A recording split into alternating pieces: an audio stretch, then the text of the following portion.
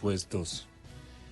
Por más que han existido empeños reconciliadores, los sectores se están enfrentando a una realidad económica en los que todos han intervenido para agrandarla.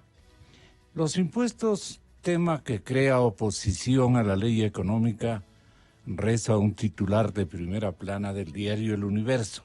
Atendiendo a esa lecturabilidad, nosotros afirmamos lo siguiente, es decir, el periódico reafirma que los asambleístas de todas las bancadas, inclusive de la propia oficial de Alianza País, tienen críticas contra la ley de crecimiento económico, así se llama, la ley de crecimiento económico, enviada por el señor presidente a la Asamblea Nacional con el carácter de económica y urgente. Ese viejo eslogan con el que nos atormentaban permanentemente a todas las capas sociales ecuatorianas.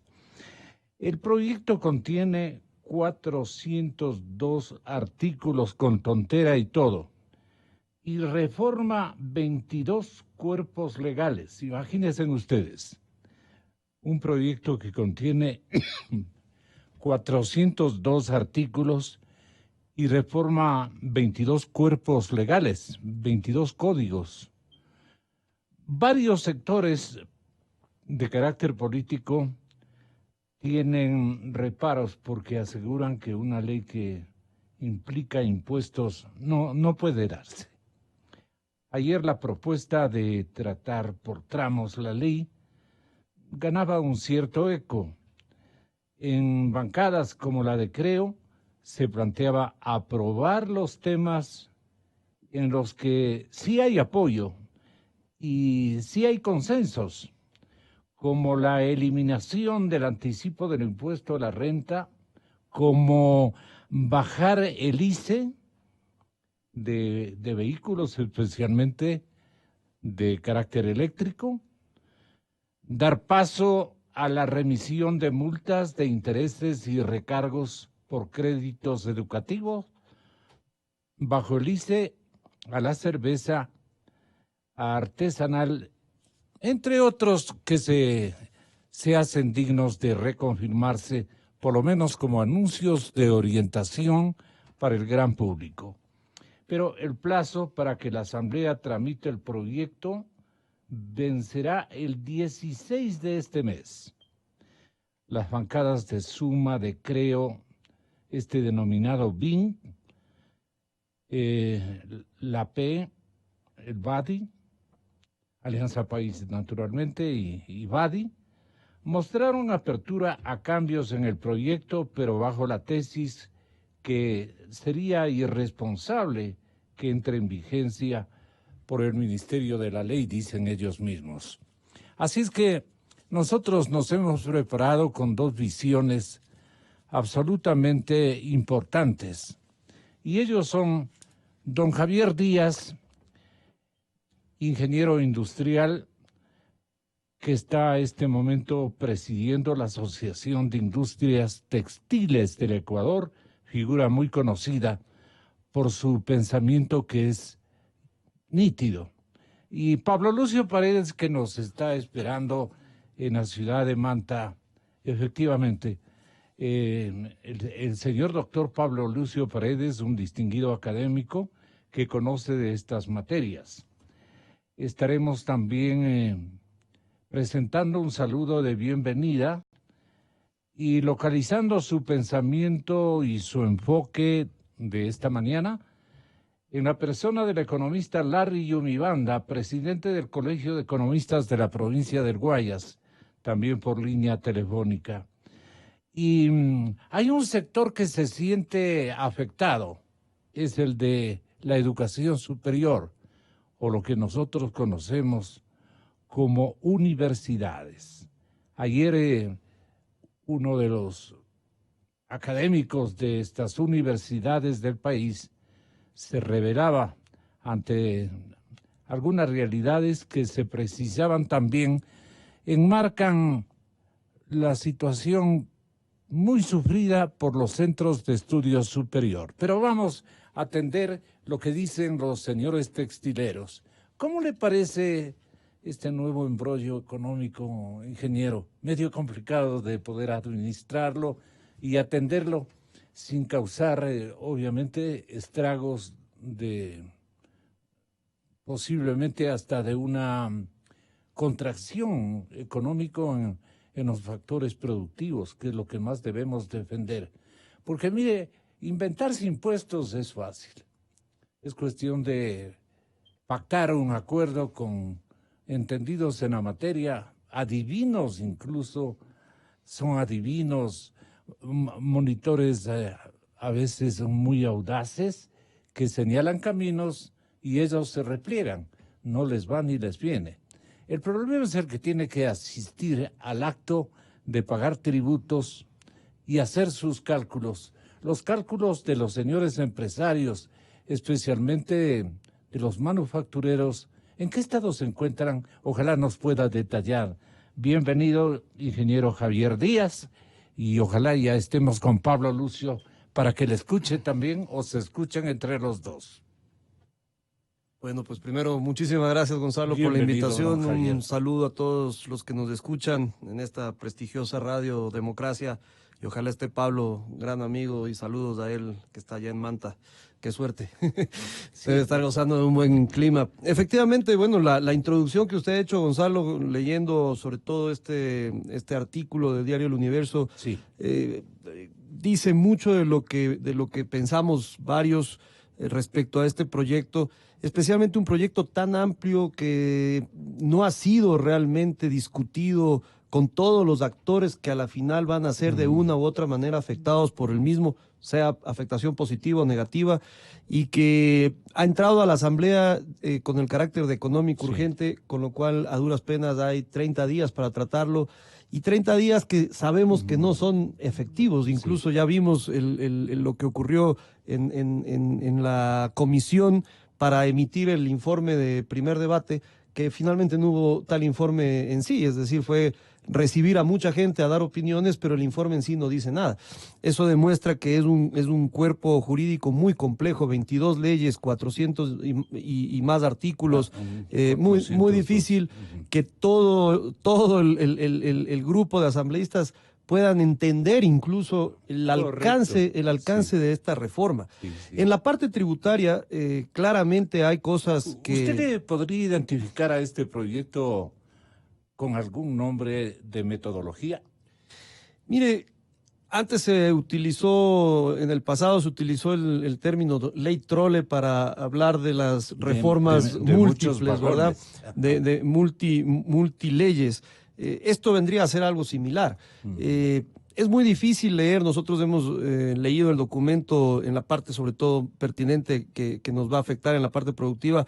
Hemos leído el documento teniendo que utilizar al mismo tiempo 3 o 4 textos para ir comparando entre lo que dice el proyecto versus lo que dicen las actuales leyes, porque muchas de las reformas son sustituciones de un artículo, de un inciso o de un literal que ya están actualmente en leyes como la de régimen tributario interno, la de equidad tributaria y otras. Entonces, es complejo entender el alcance del proyecto. Pero nosotros lo que vemos como sector manufacturero, como sector industrial, lo que vemos es que la situación crítica que se atraviesa en este momento, que principalmente se refleja en el déficit fiscal, eso todos los analistas serios lo han destacado como el principal problema que en este momento tenemos.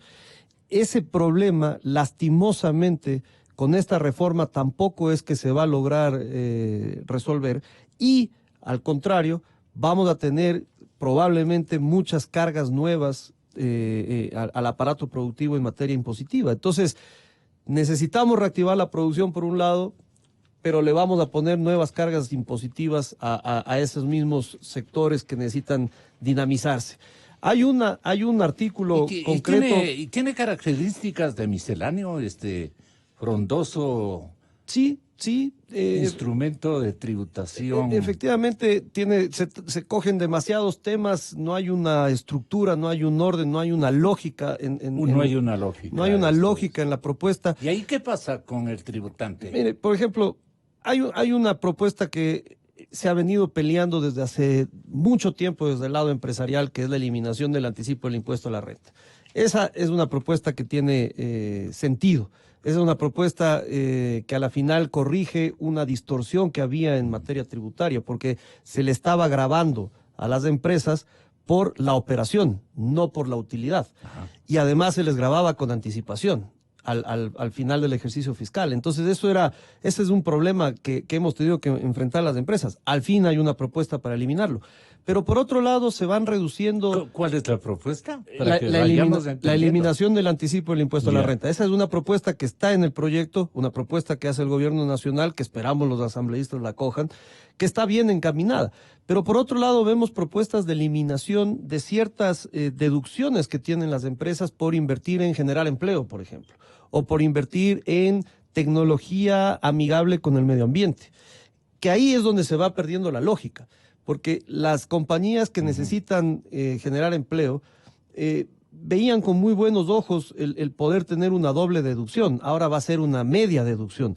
Entonces ahí es donde se pierde la lógica cuando se necesita reactivar la producción. Pero en general lo que se ve es que es un proyecto que efectivamente no tiene una lógica más allá de buscar recaudar. Y entonces, para evitar el gran problema, como decíamos, del déficit fiscal. Por tramos, ¿no? Recaudar por tramos, efectivamente, y como digo, quitándole recursos al sector privado. Ahora, Gonzalo, yo creo que hay que decirlo, esto es importante expresarlo así, a pesar de que nuestro sector, el textil y confección, y tal vez después podamos tener un poquito más de tiempo para ciertos detalles en cuanto a las cifras de nuestro sector, pero a pesar de que nuestro sector está atravesando una situación compleja en este 2019, nosotros sabemos que se necesita la estabilidad macroeconómica, somos conscientes de eso para que se pueda reflotar. Y para ello, si hay que poner el hombro y aceptar una propuesta de este tipo, lo haremos. El gobierno había tomado una decisión estructural importantísima que la discutimos aquí mismo en sus micrófonos, de eliminar los subsidios a los combustibles. Lo hizo mal. Probablemente debió haberlo planteado de una manera distinta, pero el fondo era el correcto. Hay que eliminar cargas al Estado ecuatoriano y hay que focalizar correctamente esos subsidios en donde se necesitan. Pero bueno, ya vimos lo que ocasionó la forma como lo presentó el gobierno.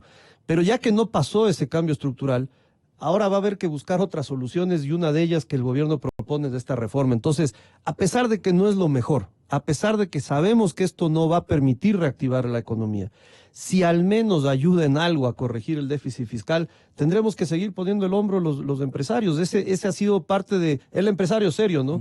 Ese ha sido parte del compromiso que ha tenido el empresario serio con el Ecuador, el seguir invirtiendo en la medida de lo que el mercado lo permite y seguir pagando sus impuestos. ¿Especulan los efectos de las medidas? Siempre va a existir. Siempre va a existir en todos los espacios, siempre hay los buenos y los malos, llamémoslo así, ¿no? Sí.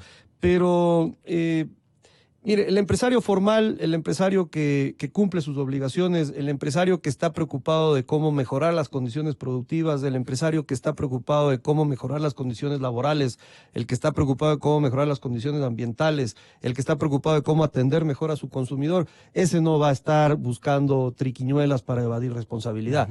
Es obvio que un proyecto de reforma legal que carga más tributos a una empresa le complica su actividad, eso es obvio, pero no por eso se va a buscar evadirlo. Lo que sí preocupa, reitero, Gonzalo, lo que sí preocupa es que no tenemos un buen ambiente interno para el consumo, un buen ambiente interno para la producción. Eso preocupa mucho porque eso nos tiene detenidos al aparato productivo en general. ¿Qué pasa, por ejemplo, con la demanda?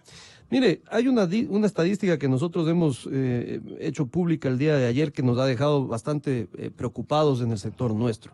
Nosotros en este momento hemos caído en lo que va del año enero a agosto con cifras del Servicio de Rentas Internas que se publican generalmente en función de las declaraciones de los contribuyentes con una periodicidad casi mensual. Hemos visto que en global el sector textil y confección ha perdido un 20% en sus ventas frente a enero-agosto del 2018. Un 20% de sus ventas es un porcentaje sumamente elevado, son más de 170 millones de dólares de caída en ventas en 8 meses.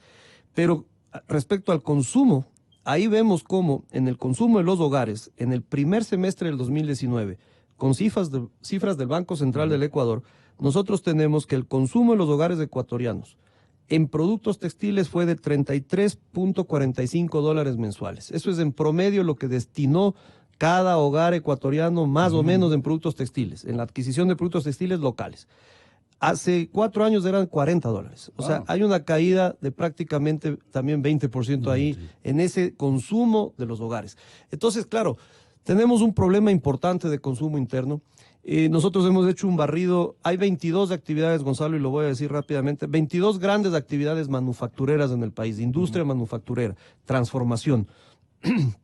Dentro de esas 22, 7 decrecemos, y ahí incluyo al textil confección, 7. Es decir, 1/3 de las actividades de manufactura en el Ecuador decrecen en el 2019.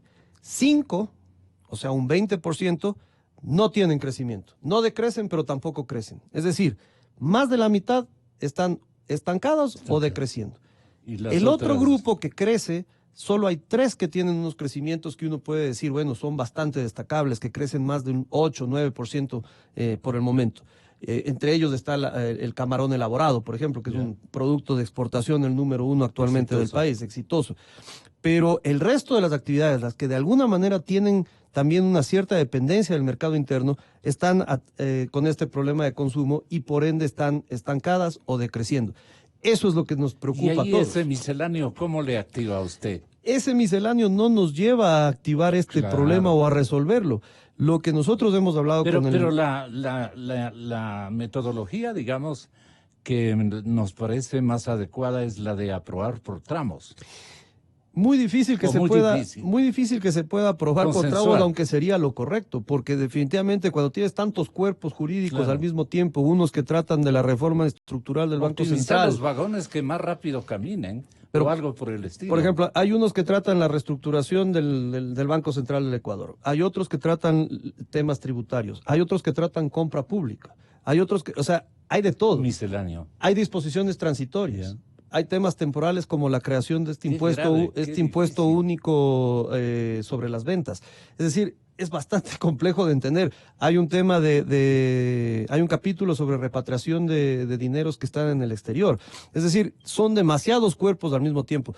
Pero lo que nosotros le hemos dicho al gobierno, y no lo hemos dicho ahora, lo hemos dicho desde el inicio, por eso hubo un Consejo Consultivo Tributario y Productivo, por eso se activó la Agenda del Ecuador 2030 con la Vicepresidencia de la República. Se necesita una política industrial que mejore las condiciones competitivas del país, que resuelva los problemas estructurales que tenemos. Eso se hace con decisión, con política pública, no con leyes, es política pública. Ajá. Hay que buscarla. También algunas son temas legislativos. El tema laboral, por ejemplo, es un tema que tiene que pasar por la Asamblea. Pero hay otros que son decisiones de gobierno. Tema de costos, por ejemplo, en insumos como energía eléctrica y combustibles para las industrias. Temas de tramitología a las que estamos sometidos los empresarios para poder producir y para poder tener una actividad productiva. Temas como las regulaciones ambientales, que son normas que salen de los ministerios. Los controles a los que se somete una empresa todos los meses. El otro día hacíamos un barrido de controles. En un mes te visita el municipio del cantón en el que está la empresa. Te visita la Secretaría de Ambiente o el Ministerio de Ambiente. Te visita el IES, te visita el Ministerio del Trabajo, te visita el SRI, te visita la aduana. Es decir, tienes muchas visitas en distintos momentos del mes para controlarte. Eso es papeleo, eso es costo, eso es perder también tiempo de producción, eso es debate, eso es conflicto, efectivamente. Entonces, tenemos que buscar la manera de corregir eso. Esa es la discusión que nosotros hemos llevado siempre desde el lado empresarial al gobierno nacional. En la materia es indiscutiblemente, y vamos a molestarle a esta hora, el señor economista Pablo Lucio Paredes. Usted está en Manta, qué suerte, y este contacto con el Pacífico mar, gigante mar, el principal del planeta, le puede hacer muy bien para inspirarse en cómo resolver este conflicto que tiene el empresariado y los técnicos en materia especialmente tributario y de cálculo económico presupuestario que tienen en este momento para más o menos asimilar un paquete muy controversial y tremendamente complejo enviado por el Ejecutivo. ¿Cómo calificamos esta situación? Economista, muy buenos días. Sí, muy buenos días, Gonzalo. Un saludo a todos, un saludo a Javier, a la gente que nos escucha. Mira, es efectivamente un paquete complejo, que en definitiva tiene tres grandes cuerpos, que es el Código Monetario, es el Código de las Finanzas Públicas y es la reforma tributaria, y luego le han agregado una serie de cosas, incluyendo sobre las universidades, que obviamente no deberían estar ahí. Hay que centrarse en los tres temas económicos. Veamos dos o tres cosas que creo que son las importantes. La primera, hay que ser realistas en la vida y poder al mismo tiempo seguir creciendo y poner orden en casa es bien difícil. Eso a nivel personal, a nivel empresarial, a nivel de lo que sea, es bien difícil. Y hoy la prioridad del país es rápidamente poner orden en casa. Un poco es así. El propio gobierno, que ya tiene 2 años y medio, se ha demorado demasiado, pero bueno, no hablemos del pasado, sino hablemos del futuro. Hay que poner orden. La casa está nos dejaron una casa tremendamente desordenada en muchos aspectos. Hay que poner orden, y si logramos poner orden con poco crecimiento, ya es un resultado razonable, porque digo, el mundo ideal, que sería seguir creciendo mucho y al mismo tiempo poner orden, es bien difícil, ¿no? Entonces, ¿con qué metodología logramos este objetivo? Entonces, como te digo, ese es el marco general, que hay que ser realistas, ¿no? Dentro de eso yo diría que hay 4 aspectos que son fundamentales, y los 4 aspectos, o los 3 o 4 aspectos, tienen que ir juntos unos con otros. No puedes hacer unos y no hacer otros. Tienen que todos ir al mismo tiempo, dadas las circunstancias del Ecuador. ¿Y cuáles son esos 3 o 4 aspectos? Yo diría que básicamente el uno es ingresos para el gobierno, el segundo es gastos del gobierno, y el tercero es, digamos, quedándonos solo con 3, podríamos ampliar, pero quedémonos con 3, es la reforma laboral, ¿no? Entonces tú tienes que hacer las 3 cosas y no puedes hacer solo una de las 3. ¿Okay? Pero hay intereses distintos. No sé si hay intereses distintos, pero como país, digamos, hay que hacer las 3 cosas. Claro, en simultáneo. En esta propuesta, que es lo que decía Javier dice, aquí hay una carga adicional al sector empresarial. No hay ninguna duda de que hay una carga adicional. El gobierno dice, yo voy a recaudar con esto $700 millones al año adicionales. Obviamente a alguien le está cargando estos 700 millones adicionales, porque por un lado te eliminan el anticipo del impuesto a la renta, pero por otro lado te ponen ese impuesto del 0,1, 0,2% sobre los ingresos. En el ISD, el impuesto a la salida de divisas, te bajan el impuesto al 2,5% para ciertas importaciones, pero por otro lado ya no es deducible dentro de los gastos, con lo cual tus costos aumentan. Es decir, en conjunto, como el gobierno ha dicho, esto representa que los ecuatorianos, y en particular las empresas, le tenemos que dar $700 millones más al gobierno, ¿no? Y hay que comprender, como dijimos, el primer aspecto son ingresos del gobierno. De alguna parte tienen que salir los ingresos adicionales. Se pensaba recaudarlo a través de los subsidios de los combustibles, ya no se pudo hacer por lo que conocemos que sucedió en el país. Entonces, en alguna parte hay que recaudar ese dinero, ¿no? Entonces, digamos, la parte de ingresos, hay que reconocer que debemos aportar más al fisco, nos guste o no nos guste.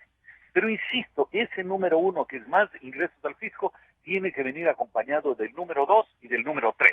El número 2 es una reducción del gasto público importante, y en particular algo que decía Javier está vinculado, que es la reducción de tramitología, controles, burocracia, etcétera, etcétera, etcétera. Es decir, hay que decirle a las empresas, ustedes tienen que pagar más al fisco, pero a cambio de eso, yo reduzco la carga, no tributaria, sino burocrática, de controles, de costos, etcétera, etcétera. Y en eso no vemos ningún cambio radical. Yo no me he enterado ni en esa ley ni en ninguna otra ley que a mí me digan, mira, usted hacía 10 trámites y de esos 10 trámites estamos eliminando 8. No me he enterado, tal vez lo haya, no creo, Javier lo acaba de mencionar, no creo que eso haya sucedido. Yo sigo haciendo todos los días los mismos trámites de siempre, igual de engorrosos, igual de inútiles, igual de complicados que antes. Entonces, se está haciendo lo primero, que es darle más ingresos al fisco, y no se está haciendo lo segundo, que es quitar una enorme carga, que es la carga burocrática que hay en el Estado. ¿Y eso cómo podrían concretar? Y tampoco se está haciendo lo tercero, que es la reforma laboral. Sí, el gobierno está discutiéndola, está lo que sea, pero el hecho es que en este momento no hay reforma laboral en el Ecuador. Entonces, de las tres patas que he señalado, y podríamos señalar otras, solo estoy señalando sí. estas tres como prioritarias, estamos haciendo la primera, que es darle más ingresos al fisco, si es que se aprueba la ley, pero no estamos haciendo la segunda, ni estamos haciendo la tercera, ¿no? Y entonces, como dije al principio, en el Ecuador de hoy tienen que ir las tres cosas juntas. No es correcto hacer solo la una, la que le da la más ingreso al Estado, sin hacer la dos y la tres, ¿no? Y hay que aprobarlas sin mutilar a ninguna. Hay que aprobarlas en simultáneo sin afectar a ninguna, sin mutilar a ninguna. Así es. Ahora yo entiendo perfectamente en la práctica que el gobierno diga, bueno, pero es que la reforma laboral es complicada, tenemos que irla discutiendo, el tema de la desburocratización es complicado, también estamos tratando de hacer algo, sí, pero yo insisto, en la práctica no se puede hacerlo la número uno, es decir, sacarle más plata al país, a los ciudadanos y en particular a las empresas, sin hacer el número 2 y el número 3, ¿no? Entonces, puede ser difícil, puede ser lo que sea, pero no tiene sentido el 1 sin el 2 y el 3, ¿no? ¿Qué acciones sugiere usted? ¿Qué acciones de consenso sugiere usted? ¿O de búsqueda?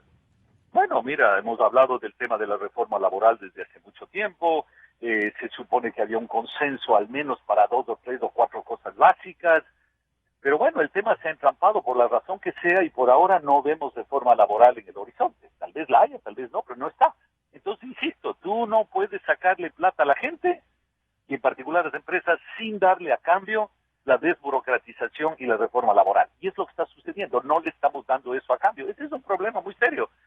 Insisto que en la práctica puede ser difícil, el gobierno puede estar haciendo sus mejores esfuerzos, lo cual no dudo, etcétera, etcétera, pero el resultado final es que la reforma tributaria implica $700 millones más al fisco y no implica nada en desburocratización y no implica nada en materia de reforma laboral. Ese es el problema que tenemos. En paralelo, quisiera que tenga la bondad de don Javier de explicarle al economista. En paralelo, el análisis de la proforma en esta Comisión de Régimen Económico de la Asamblea Nacional espera reinstalar el segundo debate de reformas al Código de la Democracia, para lo cual las bancadas están esperando obtener un acuerdo de carácter previo sobre los temas más viables. ¿Cuáles son estos seguramente? Le repito, en paralelo a todo lo que estamos aludiendo, el análisis de la proforma presupuestaria en la Comisión de Régimen Económico espera reinstalar el segundo debate de las reformas al Código de la Democracia, para lo cual las bancadas esperan obtener un acuerdo previo sobre los temas más viables, como los, no sé, pues, ¿cuáles para usted podrían ser los eslabones más permitidos? Es que es una ley urgente que hay que irla aprobando por tramos. La verdad que es complicado responder esa pregunta porque además, paralelamente, efectivamente, y en eso Pablo seguro conoce mucho más al detalle, que es el tema de la proforma presupuestaria que también está discutiéndose, pero es difícil poder decir por dónde puede caminar este consenso en el tema de la reforma del Código de la Democracia. Yo pienso, Gonzalo, que es indispensable hacer hincapié en que lo que necesitamos es realmente modificar el esquema general productivo del país. Pablo ha hecho énfasis en que no se puede pretender mejorar las condiciones sin primero poner la casa en orden. 100% de acuerdo con eso. Pero sí necesitamos, dentro de esa mejora de condiciones o dentro de esa puesta en orden de las condiciones internas, sí necesitamos, por ejemplo, esa reforma laboral que bien menciona Pablo y que efectivamente tenía varios puntos de consenso ya entre gobierno, empresarios y sobre todo trabajadores, que eso es lo que más hay que destacar. Se había logrado que el diálogo tripartito finalmente funcione en el Ecuador dentro del Consejo Nacional del Trabajo. Y eran reformas de fondo, reformas importantes, reformas que respetan o que respetarían los derechos de los trabajadores, eso por supuesto que sí, no habría ningún retroceso al respecto, pero que apuntan a ser un régimen laboral mucho más dinámico, mucho más moderno, mucho más enfocado en la actualidad de lo que exigen las distintas actividades productivas, sea de comercio, sea de manufactura, sean de servicios, sea la tecnología, el teletrabajo, etcétera. Entonces, ahí es donde tiene que haber este consenso entre las distintas bancadas legislativas, por un lado, el consenso social entre los distintos actores del área privada, representados por trabajadores y sector empresarial, y obviamente también la parte del sector público del Ejecutivo. Pero ahí es donde está la reforma más estructural que se aspira a tener. El resto, Gonzalo, para ser muy sincero, son reformas que no llegan a lo micro. Eso es algo que a nosotros siempre nos ha preocupado desde nuestro sector. Siempre estamos preocupados de lo macro, lo cual es lógico y lo cual es importante. Claro.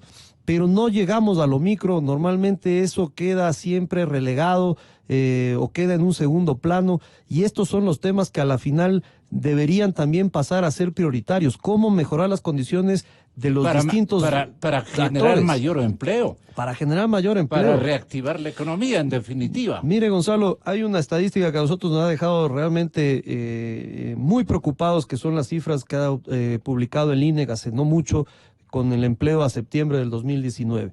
En nuestro sector, en el sector textil y confección, se perdieron 12,000 plazas de empleo. Eso me comentaba usted 12,000 plazas de empleo directas, Gonzalo, de las cuales 4,000 de esas plazas, de esas 12,000, 4,000 fueron plazas de empleo pleno, o sea, empleo adecuado que se perdió, se destruyó. Eso es casi un 9% y es empleo pleno. Rural. Empleo rural, empleo urbano, de los dos. Mucho desempleo, mujeres.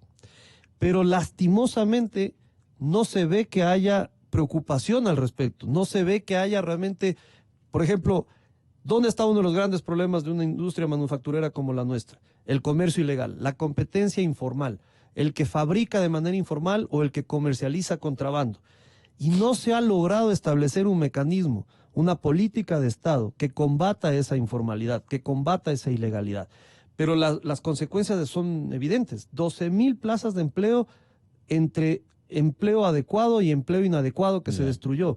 Gonzalo, esos son muchas personas, porque no nos olvidemos que los hogares en el Ecuador están compuestos aproximadamente en promedio por 4 personas. Entonces, si se pierden 12,000 plazas, estamos hablando que por lo menos hay 50,000 personas que de alguna manera, perdieron sus ingresos estables en un año.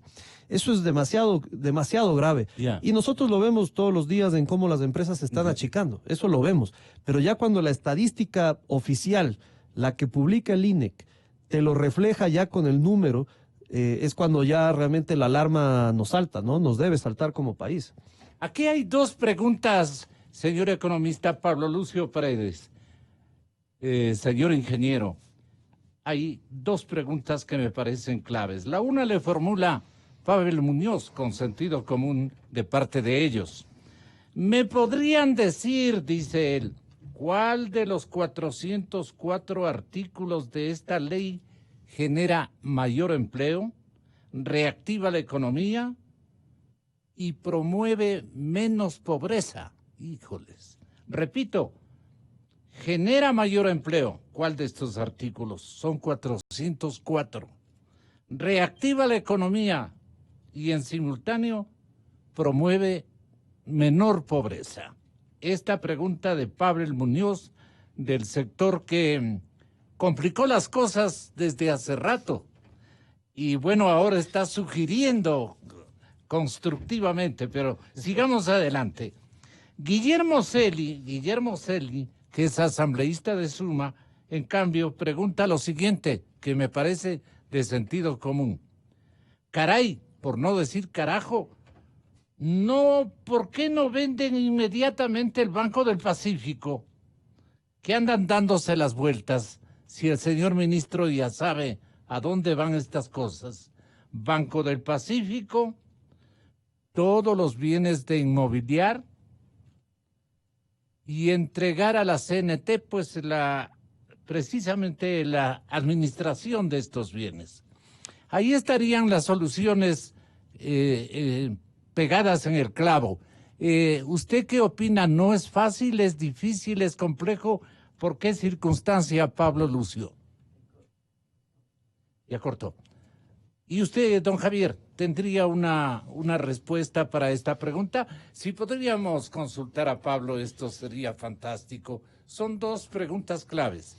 ¿Usted tiene alguna respuesta como soluciones, no?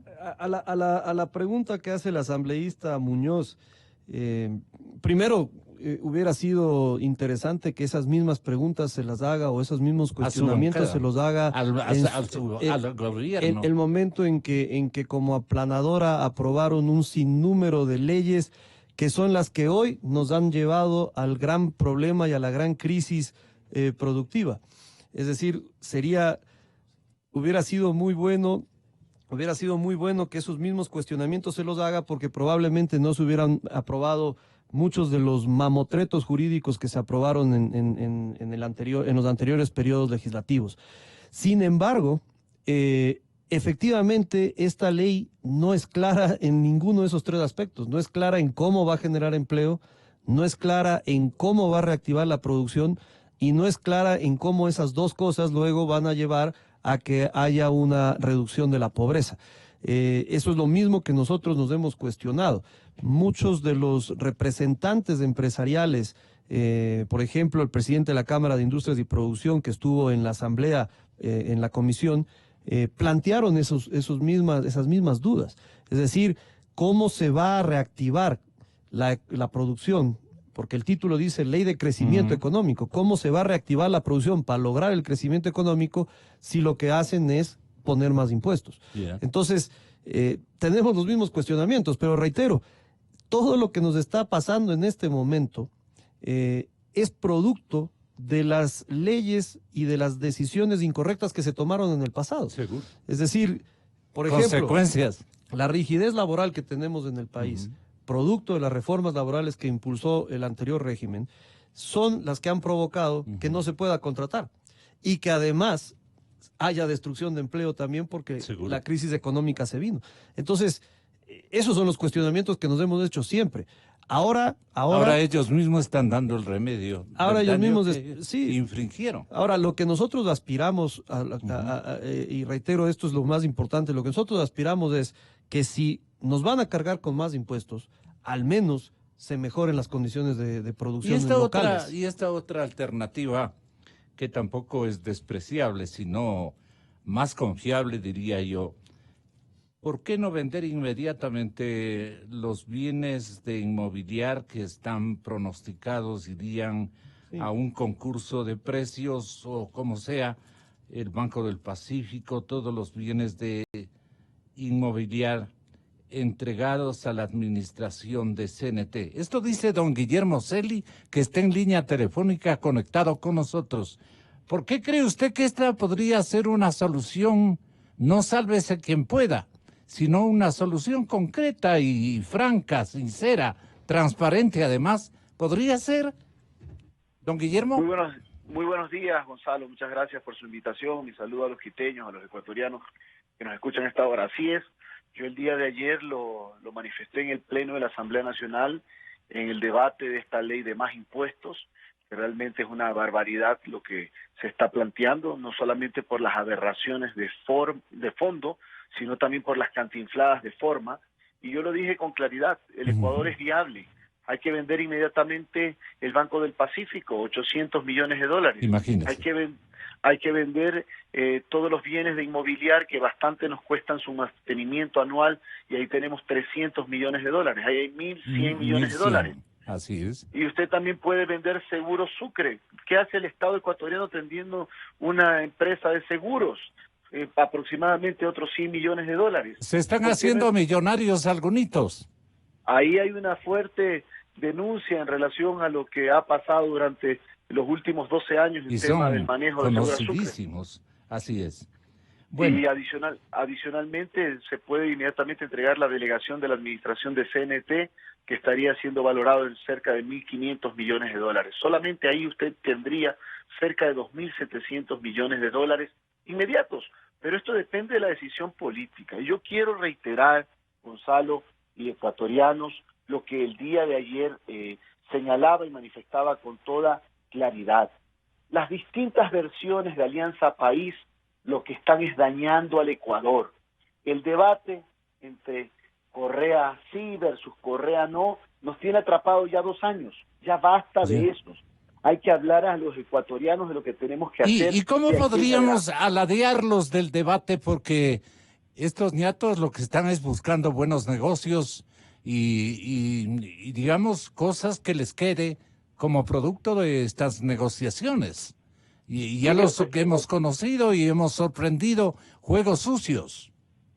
Mire usted, Gonzalo, cómo es posible que la disposición general segunda del proyecto de ley urgente plantea repatriación de recursos sin que se tome en cuenta la defraudación tributaria ni el enriquecimiento privado no justificado, sin penalizarlo, sin establecer acciones administrativas, tributarias, es decir, venga la plata mala vida y no hay ningún problema, sin perdón y olvido. ¿Qué es esto? Pues Gonzalo, discúlpeme, el mensaje es terrible. Nuestro bloque, el bloque de Suma, votó a favor del comiso anticipado y votó a favor de la incautación, como 2 figuras importantes para la lucha contra la corrupción.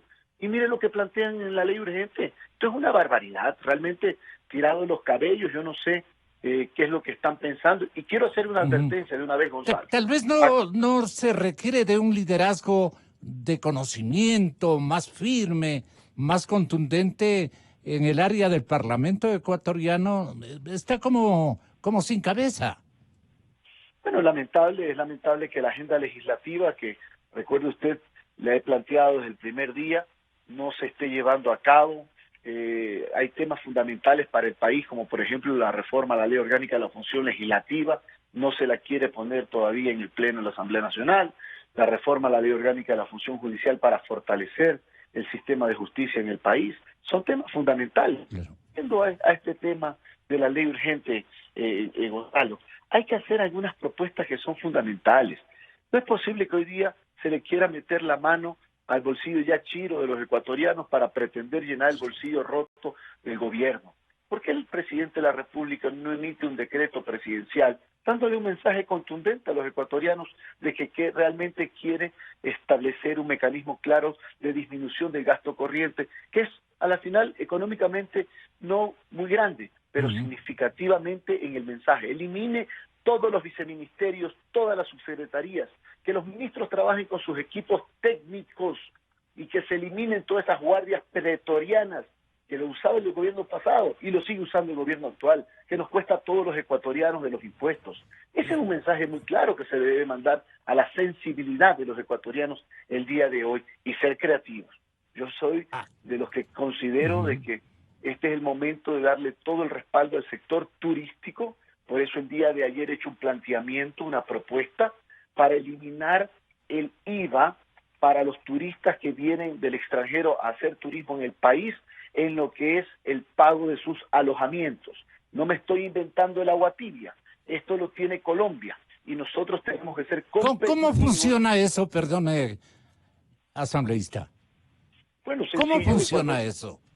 Cuando viene un turista extranjero, y esto hay que promocionarlo a nivel mundial, al Ecuador no pagará IVA en el costo del alojamiento en cualquier hotel o hostal, lo cual significa un atractivo para disminuir los precios en lo que es materia turística. Esto significa un mecanismo fundamental para la generación de lo que es una fuente de ingresos limpia, es la mejor industria sin chimenea, que es a través del turismo. Aquí debemos dar, y vamos a entrar ya en pocos días a debatir, hoy día mismo empezamos ya el debate de lo que es la ley de turismo, que es ahí donde tenemos que trabajar de manera clara, porque considero que el sector turístico, considerado como un sector productivo, tiene que ser uno de los grandes detonantes del empleo y de la generación de recursos frescos a la economía ecuatoriana. ¿En qué porcentaje, obviamente el techo es obviamente 100, pero en qué porcentaje se encuentra en este momento la industria sin chimeneas?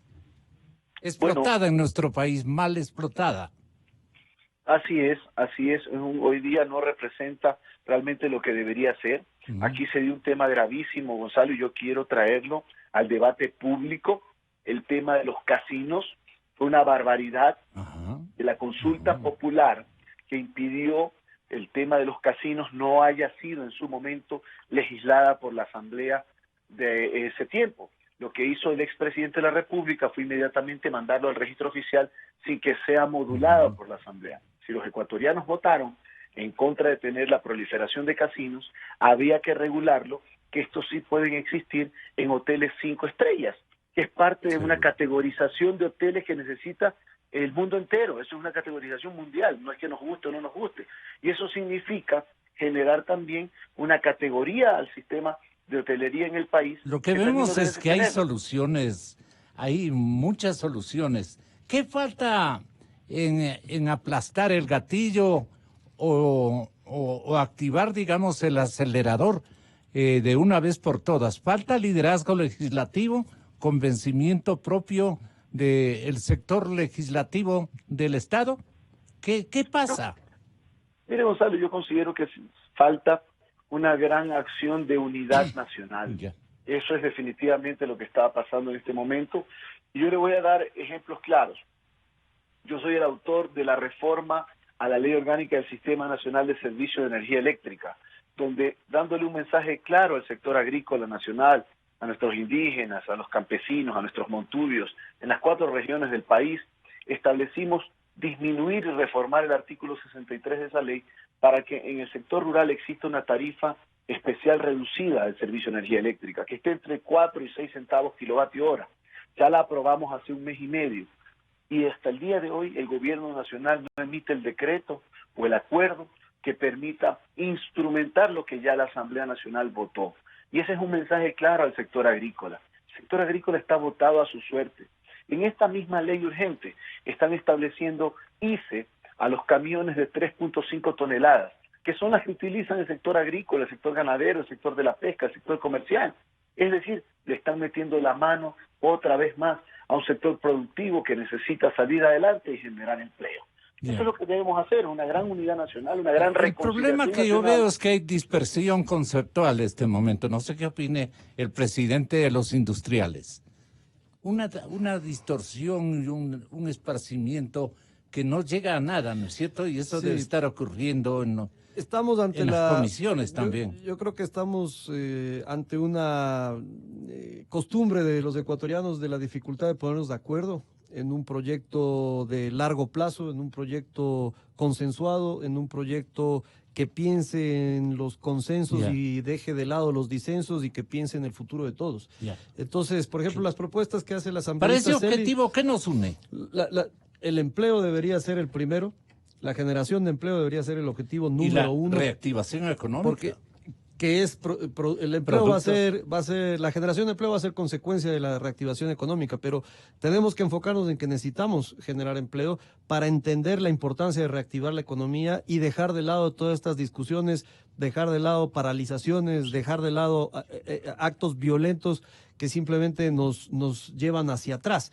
Pero, por ejemplo, de lo que propone el asambleísta Celi con respecto a todas las empresas públicas que podrían venderse o que podrían concesionarse, efectivamente ahí hay una alternativa de liberar recursos que actualmente el Estado ecuatoriano está destinando a esas empresas que podrían perfectamente ser manejadas por el sector privado. Son empresas estratégicas, o sobre todo el caso de telecomunicaciones, pero bien manejado el proceso de concesión de forma transparente, entregado en función de una licitación que la gane el mejor, puede ser definitivamente algo beneficioso para el Ecuador. Nuevos programas, nuevos emprendimientos, ahí está el secreto de salir de este atolladero. Pero, Gonzalo, emprendimientos bien pensados, emprendimientos... El de telecomunicaciones.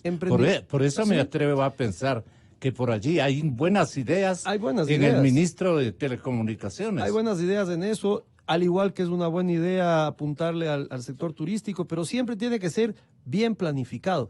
No puede haber, en esto no puede haber ni especulación ni improvisación, ninguna de las dos cosas. Tiene que haber una planificación correcta para que pueda tener éxito lo que se emprenda, sea el tema de telecomunicaciones, sea el tema turístico o un emprendimiento pequeño en general. Pero, Gonzalo, ese punto focal, el empleo, la generación de empleo, es el que nos tiene que juntar, unir a todos para lograr tener una agenda consensuada, que no importe ni la ideología, ni a qué segmento de la población se pertenece, sino que todos estemos consensuados en que hay que generar empleo. No es una novedad, Gonzalo.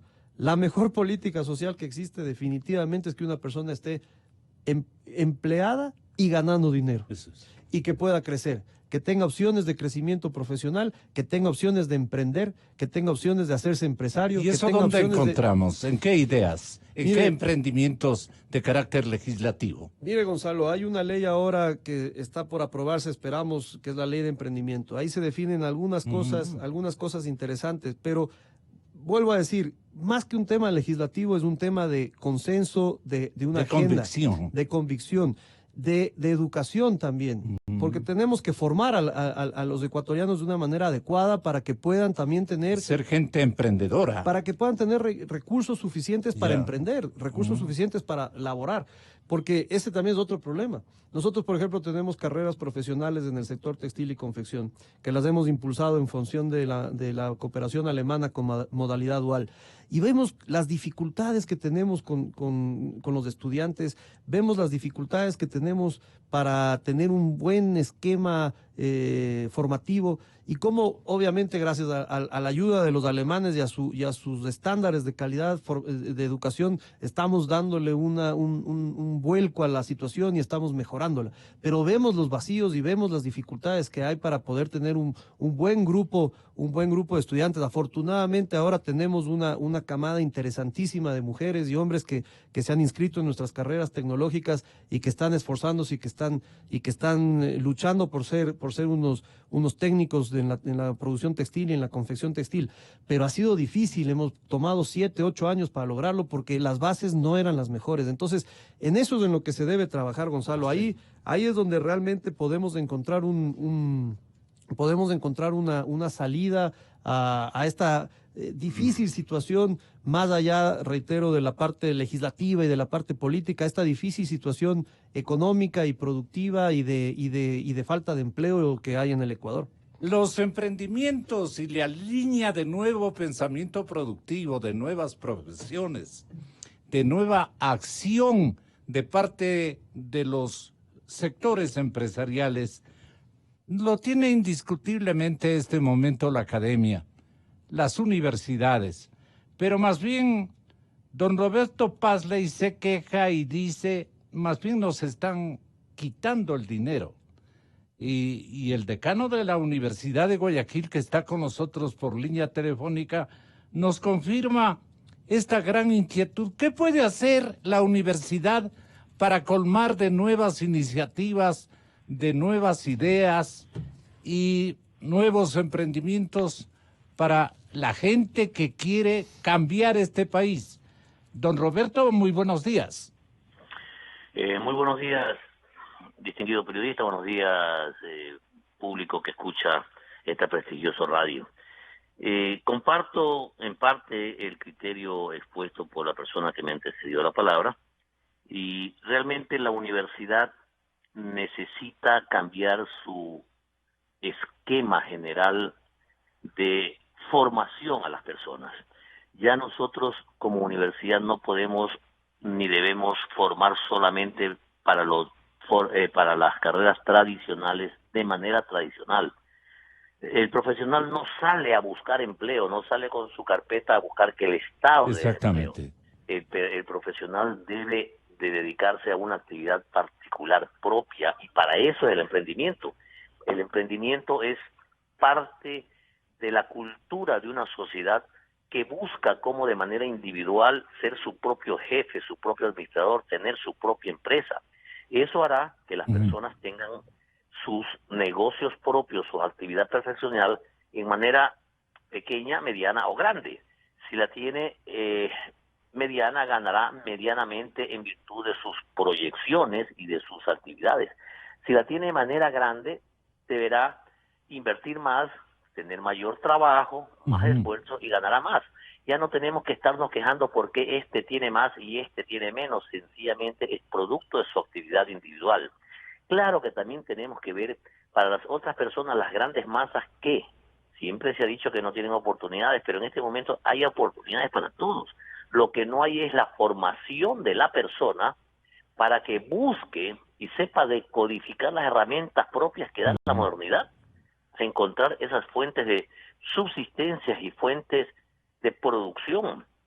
Aquí ya estamos diciendo que el sistema ha colapsado, que hay que cambiar de sistema. Claro que ha colapsado porque estamos viviendo un sistema estatista que quieren que el Estado le dé todo. Tenemos que justificar. Y hace muchos años se dijo, no pienses solamente en qué puede darme el Estado a mí, sino qué puedo hacer yo por el Estado. ¿Y por qué la universidad, don Roberto, por qué la Universidad Ecuatoriana no ha logrado consensuar nuevas iniciativas de emprendimientos desde la academia, desde la propia experiencia, y que hay ideas pero dispersas, totalmente dispersas?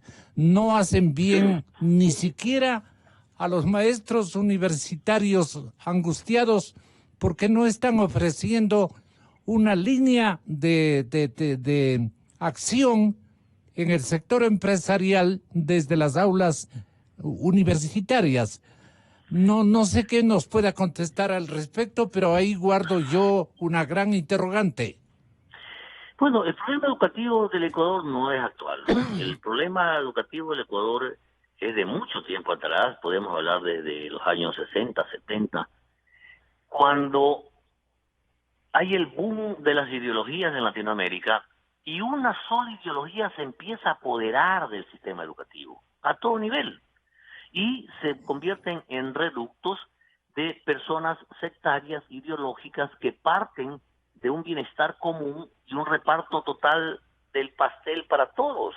Y hasta cierto punto esa ideología nace de una concepción equitativa, pero que en el fondo es inequitativa, porque se pretenden que los que más producen y los que más trabajan y los que más se esfuerzan mantengan a los que menos producen, menos trabajan y menos se esfuerzan. En todo caso, la Universidad Ecuatoriana, en virtud de su autonomía, tiene su facultad de producir ciencias, producir conocimientos. Es la casa del saber, la casa del conocimiento. Pero de nombre. Por conocimiento no se necesita actitud. Exactamente. Se necesita que se enseñe a decodificar no solo la ciencia, sino las normas de conducta de la vida. Enseñar previamente la ciencia con principios, la ciencia con valores, la ciencia. Pero en este momento el gobierno nacional, liderado por el presidente Moreno, le dice a la universidad en términos generales: universidad, ayúdame. Quiero hacer aprobar una ley de crecimiento económico. El proyecto está listo, pero necesito voluntades. La única que puede, más o menos ejercitar una cobertura de convencimiento es la academia, las universidades ecuatorianas. Pero más bien este anhelo se desploma el instante en que más bien van a recortarle ingresos a las universidades, que son las creadoras de iniciativas y de ciencia. ¿De qué más las universidades podrían coadyuvar en el empeño de los señores empresarios? Cuando los señores empresarios textiles, por ejemplo, requieren de buenos cuadros, de buenas figuras, de imaginativos actores en su sector, no lo encuentran con facilidad. Don Javier, tenga la bondad de con el señor decano de la Universidad de Guayaquil combinar estas aspiraciones y estos retos o desafíos que tiene el país, no solamente la universidad ni los gremios de emprendedores, ¿no? Como el suyo. Es mi desespero. Disculpe, ¿con cuál decano estoy en línea? No es, No está usted con ningún decano, usted es el único decano. Está usted con el presidente de la Asociación de Industriales del Ecuador. Sí, perdón, disculpe, como escuché a usted varias veces decir decano, y en este momento yo estoy en funciones de rector, más no de decano. Ya, en todo caso... Ese es el compañero que le ha identificado erróneamente, le pido 1000 disculpas. No se preocupe, que quería saber... Claro, yo también sé que usted es el rector de la Universidad de Guayaquil. Mire, la universidad por sí debe generar dinámica, debe generar producción de conocimiento, pero desde hace 2 o 3 décadas, cuando el movimiento económico mundial necesita de nuevas iniciativas, se forma la trilogía universidad, empresa, Estado, y después se aumenta sociedad, universidad, empresa, sociedad y Estado, para generar estos procesos de emprendimiento, para generar personas productivas a la sociedad. Además, también tenemos educación dual, que vienen desde otras partes donde se estudia y se trabaja, pero lo que Ecuador necesita, además de universidad, que es algo indiscutible, son carreras intermedias.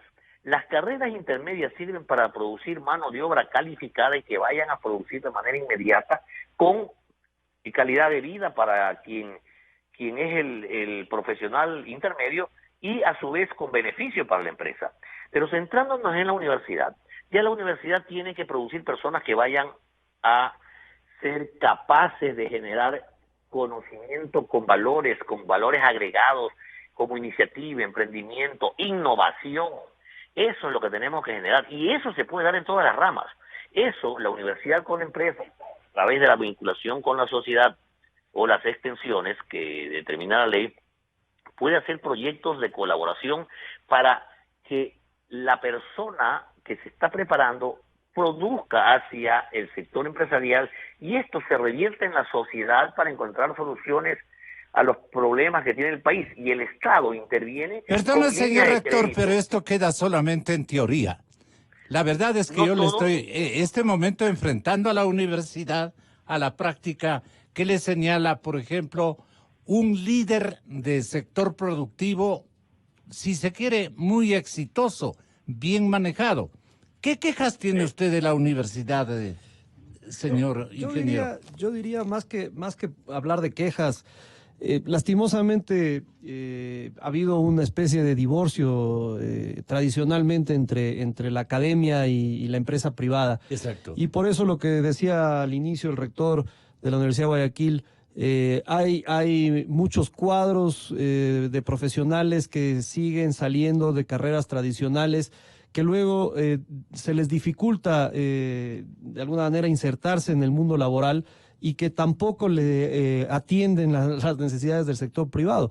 No comparto totalmente que se debe ahora exclusivamente formar gente que salga a emprender. Se necesita también gente que salga a trabajar en las empresas ya existentes. Y definitivamente nosotros sí hemos encontrado que la alternativa de las carreras tecnológicas, las carreras cortas de 2 años y medio, con modalidad dual, donde el estudiante no solo estudia teoría, sino estudia en la práctica, dentro de la compañía, sea una parte manufacturera, sea una parte comercial, sea una parte de servicios, porque la modalidad dual se puede aplicar a cualquier tipo de carrera, incluso carreras universitarias de 4 o 5 años. Es decir, se puede aplicar en cualquier esquema. Dice, esa es la modalidad atinada. Esa modalidad es la más atinada en este momento, porque esa es la que realmente acerca a la demanda y a la oferta. Acerca la demanda, que es la necesidad que tiene la empresa, con la oferta académica. Y definitivamente... Y el aprendizaje para emprender. Y el aprendizaje para que ese profesional, el momento que se gradúa, además de estar 100% vinculado a una fuente de trabajo, además a una empresa, no solamente a una fuente de trabajo, sino vinculado ya a una empresa, esa persona también va a tener la capacidad de ser un emprendedor si así lo desea en el tiempo. Pero sobre todo esto nos ha permitido encontrar las necesidades del sector productivo en general. somos muchos sectores los que ya estamos metidos en este tema, son muchas entidades académicas que también han confiado en este asunto y estamos viendo el resultado empieza a ser contundente en cuanto a generación de empleo primero y en cuanto a mejora productiva de los profesionales que están graduándose. ¿Cómo han notado ustedes o han advertido la mejora productiva? Mire, Gonzalo, hay varios mecanismos de medir productividad, pero definitivamente lo que se ha visto es que la inserción laboral de un estudiante que cursa una carrera dual se da mucho más rápido en la empresa y empieza a generar mucho más resultados en la compañía que si entra una persona seleccionada en un proceso normal de reclutamiento laboral. O sea, que se gradúa de la universidad y entra al mercado laboral a través de un reclutamiento. Entonces, se ha notado cómo se va rompiendo la brecha de aprendizaje no de lo que se da en el aula, sino aprendizaje de lo que se necesita ya en la empresa. Ahora hay una carrera nueva que se está promocionando en Cuenca, por ejemplo, y que nosotros la queremos traer aquí a Quito, que es una tecnología para sacar un tecnólogo en ventas. Qué buena Una nota. de las grandes debilidades que tiene nuestro país es los vendedores. Y nuestros jóvenes. Y los vendedores nuestros suelen ser empíricos, pero nosotros estamos viendo que esa carrera puede cambiar radicalmente las condiciones comerciales de las empresas. Tenemos también... ¿Y qué enseñan en Cuenca para tener una microidea, por lo menos? Es una malla curricular hecha a la medida de actividades comerciales. Atiendan, muchachos. De actividades comerciales que las han desarrollado, como digo, en Cuenca en función de... y esto es lo interesante de la formación dual. Se hace en función de la necesidad de un sector productivo o de un grupo de empresas. Entonces, nosotros, por ejemplo, queremos traer esto para el sector textil. Entonces, la malla curricular va a tener un enfoque mucho en productos textiles y confecciones. Pero la verdad que es una gran opción sí. de formación, como digo, a la medida de las necesidades que tiene tanto el estudiante como el sector productivo. Exministro Pazley, ¿qué opina de esta iniciativa? Es justamente lo que yo venía diciendo, que la universidad, si bien tiene su propia naturaleza de ser, tenemos que apuntar a las carreras cortas, a las áreas intermedias, para que produzcan la mano de obra que se necesita de manera inmediata para generar riqueza. Y esto también hablé de la formación dual, que parte desde Alemania, desde el siglo anterior, pero que es muy necesario. Yo comparto plenamente lo dicho. Yeah. Si bien es cierto que no solamente tenemos que producir emprendedores, también necesitamos profesionales calificados para que hagan producir las empresas que ya están, pero que ha existido un divorcio entre la academia y la sociedad y la empresa sobre todo. Sí, señor. ¿Por qué? Porque muchas décadas tenemos en esa antipatía que han generado determinados grupos de élite intelectual hacia la empresa privada, como que si la empresa privada fuera lo malo de un país, y cuando es lo contrario, la empresa privada es la única que genera riqueza en el país. El Desde Estado luego. solamente tiene ingresos productos de los impuestos y de sus recursos naturales, no más. Desde ese punto de vista no debemos de ver la empresa privada como enemiga de la sociedad, o como enemigo del trabajador, sino más bien como la que da sustento a la mano laboral del Ecuador. Y finalmente, ¿cómo se siente la Universidad Ecuatoriana respecto de la proforma presupuestaria, marginada, desatendida, con necesidades infinitas o insaciables, con ideas nuevas, digamos, con unas ganas de hacer algo para que todas las actividades se nucleen, señor rector? Mire, cada universidad es un mundo aparte en virtud de su autonomía propia, pero la autonomía que tiene que ser responsable, las universidades tienen que rendir cuentas a la sociedad de su actividad. Yeah. En todo caso, actualmente se está discutiendo mucho el recorte también de sus inversiones. Lógicamente, tienen claro, que dar sí, cuenta. De la forma de contratación, cómo utiliza el dinero, todo. Hay que dar cuentas a la sociedad, a la Contraloría, al Estado, ¿no? En todo caso, se está hablando mucho de recorte. De manera personal, no he recibido todavía oficialmente cuál es el presupuesto que piensan asignar para el año 2020 a la Universidad de Guayaquil. Nosotros hicimos la proforma presupuestaria por 186 millones en virtud de las necesidades propias, ya que tenía un presupuesto que viene arrastrándose el mismo por 2 años consecutivos. Pero obviamente tenemos que sentarnos a conversar. En eso tal vez le falta más difusión al Ministerio de Economía y Finanzas de tratar con las universidades, estos son sus presupuestos, esto le vamos a dar, estos son sus recortes o no hay recortes. Por ahí tenemos noticias que van a recortar, pero oficialmente no se nos han dicho. Tenemos noticias que CENESID quiere o va a formar una reunión para consensuar entre el Ministerio de Economía y Finanzas con las universidades, y es necesario el diálogo, pero también tenemos que considerar que la Constitución establece que en las áreas de salud y educación no se pueden hacer recortes. Desde ese punto de vista, todos los ecuatorianos tenemos que arrimar el hombro ante la crisis fiscal, pero cada quien dentro de sus ámbitos y sus propias necesidades. Correcto, don Javier Díaz. ¿Qué hacemos con la discordia de los impuestos?